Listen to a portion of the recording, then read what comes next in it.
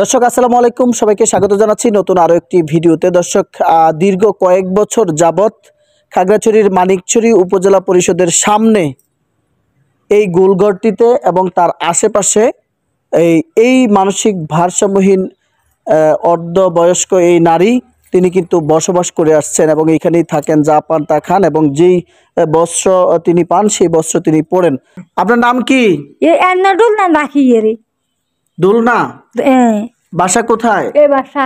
আপনার গ্রামের বাড়ি কোথায়? এখানে বাড়ি। জামাই আছে, স্বামী আছে? আছে না। স্বামীর নাম কি?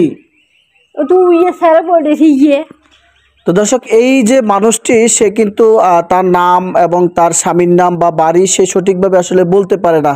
তো একটু সামনে আসেন। এই ভিডিওটি যারা আসলে দেখবেন বা দেখছেন, আমি অনুরোধ করব যে এই মানুষটি যদি কারো ভিডিওটি শেয়ার করে দিবেন। তার হয়তো বা পরিবার আছে, তার হয়তো বা ছেলে সন্তান আছে, এক এক সময় এক এক নাম বলে এবং এক এক সময় সে এক এক জায়গায় তার বাড়ি বলে। সে আমরা একটি ভিডিও এই মুহূর্তে দেখাচ্ছি। সে এই ভিডিওতে সে খুব সুস্থ স্বাভাবিকভাবে বেশ কিছু প্রশ্নের উত্তর দিয়েছে। আপনার নাম কি? নাসরিন ডাকে। এখানে কতদিন যাবত আছেন? বাড়ি কই আপনার? দেশের বাড়ি কোনায়? দেশের বাড়ি কই? কি খাইছেন সকালে? সকালে হানিবিট খাইছি। জামার নাম কি আপনার? জামার নাম হচ্ছে ইব্রাহিম। ইব্রাহিম। ছেলে মেয়ে আছে? বাসার। তো এখন আমরা যখন আবার প্রশ্ন করেছি তখন কিন্তু সে সঠিক উত্তর দেয়নি। সে ভিন্নভাবে বা এক এক সময় এক এক ধরনের সে তার প্রশ্নের উত্তর দেয়। আসেন, এদিকে আসেন, আপনি একটু এদিকে আসেন।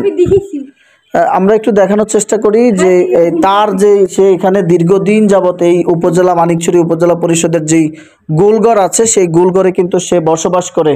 তো আমি মনে করি যে এই মানসিক ভারসাম্যহীন যে নারী রয়েছে তার হয়তোবা বয়স ৪৫ থেকে ৫০ বছর হবে। এই নারী দীর্ঘ কয়েক বছর যাবত এখানে বসবাস করছে। তো আপনারা ভিডিওটি বেশি বেশি করে শেয়ার করে দিবেন যাতে করে এই নারী তার পরিবারের কাছে যেতে পারে। নিশ্চয়ই তার কোনো পরিবার আছে, তার স্বামী আছে, সন্তান আছে, অথবা সে কোথাও না কোথাও থেকে এখানে মানসিক ভারসাম্যহীনতার কারণে এখানে এসে পড়েছে। আপনার একটি শেয়ার হয়তো বা তার পরিবারের কাছে তাকে পৌঁছে দিতে পারে। জামাই আছে? স্বামীও আছে?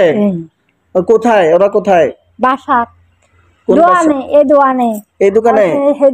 তো আমি মনে করি এই যে একটা উপজেলা পরিষদের সামনে এখানে বিভিন্ন ধরনের মানুষ আসে, সে কিন্তু স্বাভাবিক থাকে না, অনেক সময় সে বিবস্ত্র হয়ে যায়।